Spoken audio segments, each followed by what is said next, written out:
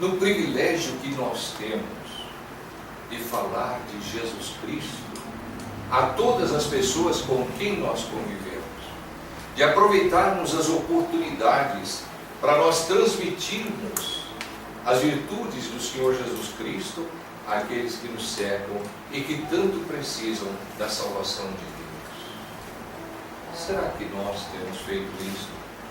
Será que nós temos nos preocupado com as pessoas que não têm salvação, que estão descendo os degraus do inferno, que o destino delas será o lago de fogo, uma eterna separação de Deus? Será que nós temos feito alguma coisa? Um dia seu coração foi aberto para o Senhor Jesus. Você alcançou a salvação pela fé nele? Como nossos amigos vão serem salvos se nós não falamos do Senhor Jesus Cristo como Salvador para eles? Quão formosos são os pés dos que anunciam o que ele fala. Quão formosos são os pés, né? Porque nossos pés nos levam onde as pessoas estão. E quando os seus pés caminham em direção de pessoas que precisam da salvação, eles são formosos, porque nós estamos levando a maior riqueza para aquela pessoa. Nós estamos levando a paz para aquela pessoa. Nós estamos levando uma eternidade feliz e abençoada para aquela pessoa. Então nossos pés são formosos quando nós caminhamos para falar de Jesus Cristo, para anunciar esse Salvador bendito às pessoas que nos cercam, nossa família, nossos amigos, nossos colegas. Deus há de ajudar-nos a entender isso. Na verdade, ela ouviu a fama de Jesus. Eu não sei se isso acontece com todos, né? Mas comigo acontece. Sempre quando eu estou sentindo o desejo de visitar uma pessoa para falar de Cristo, eu não tenho paz enquanto não vou. É Deus que está me empurrando, me impulsionando, é o Espírito do Senhor que está me guiando. Talvez isso aconteça com você também, mas é importante atendermos a direção do Senhor. Agora eu queria que nós pensássemos um pouquinho mais na atitude dessa mulher, né? Porque ela agiu na sua fé. Ela ouviu a fama de Jesus e ela pensou: se eu tão somente chegar e tocar na orla das suas vestes, eu ficarei curada. Esse foi o pensamento dela. E essa foi a fé dela, não é? Ela disse: se eu tão somente tocar na orla das suas vestes, eu ficarei curada. E ela agiu na fé.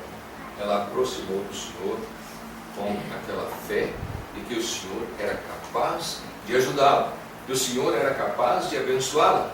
E essa fé foi que operou nela a salvação em todos os sentidos. E quando ela chegou e tocou nas vestes do Senhor, o Senhor virou e disse: quem me tocou? Os discípulos: Senhor, a multidão te aperta e o Senhor pergunta quem me tocou? O Senhor disse: alguém me tocou porque saiu virtude de mim, saiu poder de mim. Ele sabia que quando aquela mulher tocou nele, saiu o poder para estancar aquela hemorragia. Não é verdade? Quando ele disse: alguém me tocou, ele sabia que a multidão estava apertando. Ele sabia que muitos se esbarravam nele, mas esbarrar no Senhor é diferente do que se aproximar do Senhor com fé, para confiar nele, para descansar nele. Não é verdade? É diferente. É diferente quando nós buscamos ao Senhor porque cremos nele, ou quando buscamos o Senhor apenas por motivos interesseiros de nossa parte.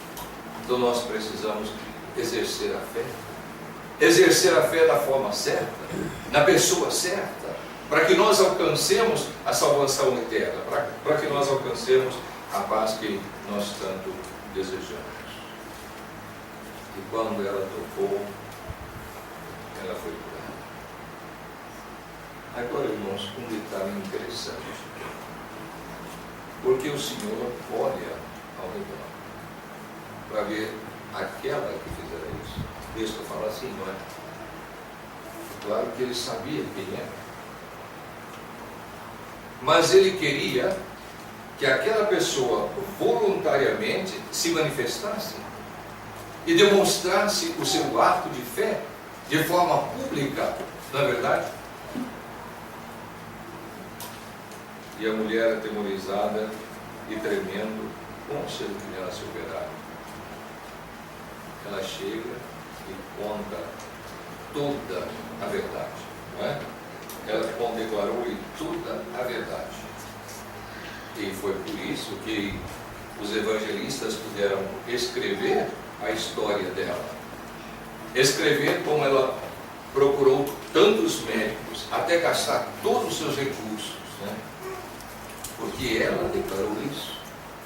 Ela confessou a sua ação, a sua atitude. Como ela primeiro buscou os médicos, como primeiro ela confiou nos homens, para depois ela procurar o Senhor. E nós precisamos lembrar isso, na verdade. Mas ela declarou toda a verdade ao Senhor. E qual foi a resposta do Senhor, né? O Senhor simplesmente disse para ela: filha, a tua fé te salvou. Vai-te em paz e fica livre do teu mal. E essas palavras são colocadas numa ordem de importância. E nós devemos, irmãos, notar isso, não é? Veja bem, filha, por que ele a chamou de filha? Porque ele disse: a tua fé te salvou. A primeira menção do Senhor foi salvação. Ele não disse: filha, a tua fé te curou. Embora ela veio confiando nele, trazida até ele por causa da hemorragia. Mas agora o Senhor fala: filha, a tua fé te salvou. O Senhor nunca erra na forma como ele apresenta a palavra. Olha no capítulo 2 de Marcos. E nós lemos aqui a partir do verso 3. Alguns foram ter com ele, conduzindo um paralítico levado por 4 homens. E não podendo aproximar-se dele por causa da multidão, descobrindo o eirado no ponto correspondente ao que ele estava, e fazendo uma abertura, baixaram o leito onde jazia o doente. Vendo-lhes a fé, Jesus disse ao paralítico: filho, os teus pecados estão perdoados. E depois ele curou o paralítico, para provar que ele podia perdoar pecados aqui na terra. Mas o Senhor destaca a necessidade primordial daquele paralítico. Era um homem na cama, paralítico, não podia ajudar-se a si mesmo, nem ajudar ninguém. Uma situação triste, difícil daquele homem. Todo mundo está esperando o Senhor fazer um milagre. Todo mundo está esperando o Senhor levantar aquele homem. E ele fala: filho, perdoados estão os teus pecados. E ele? Por quê? Aquele homem precisava de salvação. O pecado era o problema dele.